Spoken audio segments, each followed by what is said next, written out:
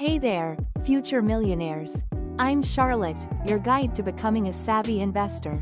Or, as I like to call it, money magic for the early retirees. So, what exactly is investing? It's like planting seeds in your money garden.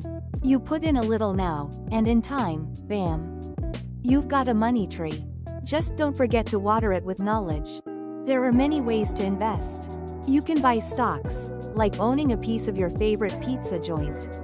Or bonds, which are like lending your money to a friend, but with interest. And let's not forget about real estate. It's like playing Monopoly, but without the fake money.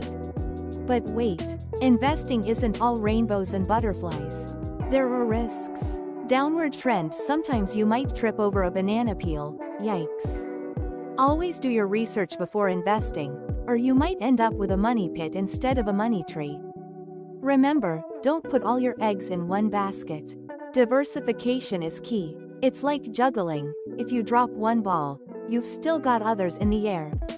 Keep your investments balanced. So there you have it. Investing can be fun and rewarding. Start small, keep learning, and who knows?